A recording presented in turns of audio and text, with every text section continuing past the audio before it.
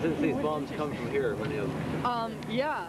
This is when I saw the bombing was when I was in Honduras.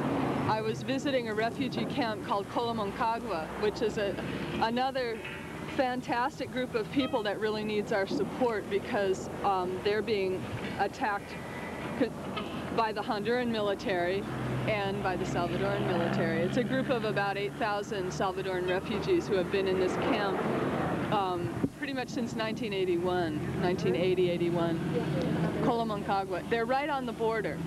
And we were having a meeting with their coordinating committee. At that point, I was with a delegation of religious people from the Bay Area. And we're saying, well, why is it that the Mesa Grande people wanted to return to El Salvador and you don't? And they're trying to give us explanations, and we started hearing thunder. And we said, what is this? It's not raining. And they said, go take a look. And we walked right out the door, and there were planes dive bombing right across the border. And so.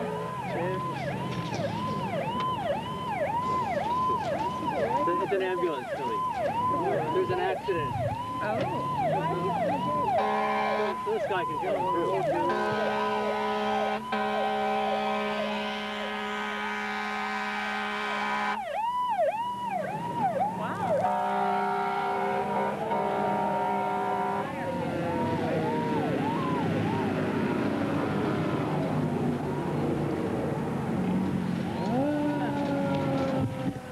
Handle explosives, there's going to be accidents. This is the second. Wow. Yesterday, there was also, today's Tuesday? Sunday. There was also an incident with fire engines. Wow. It'd be good for us to know about that too. That's incredible.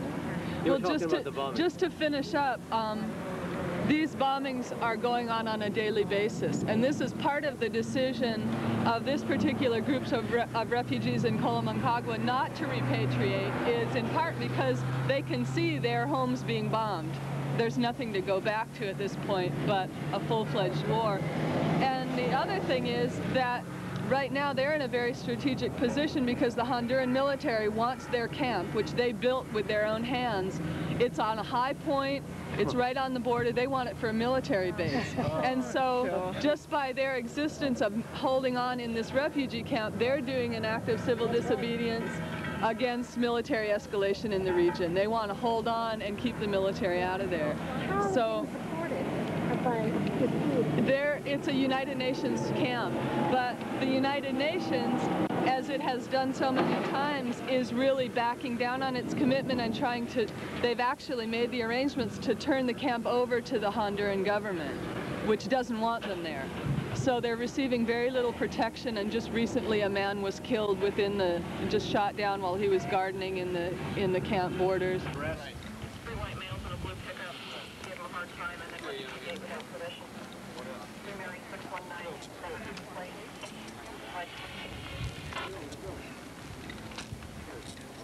Hold that.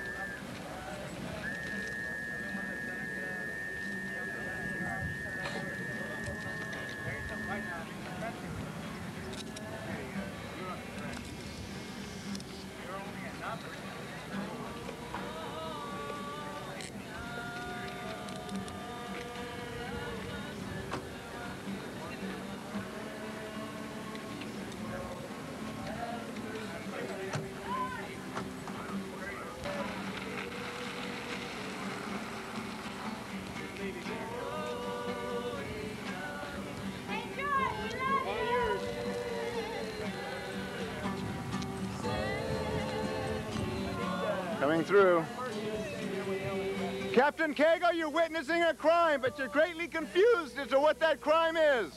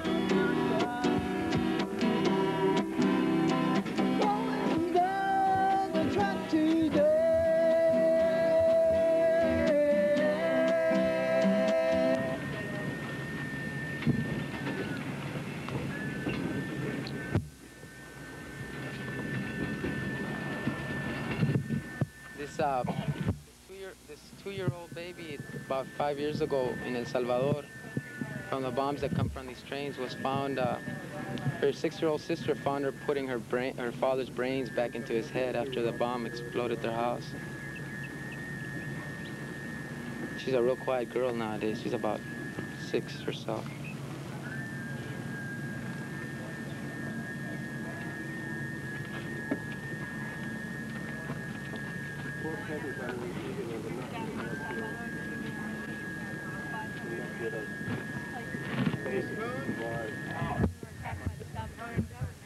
For 2 hours we were shot at, grenades were thrown at us, and all the weapons come from here, from the United States.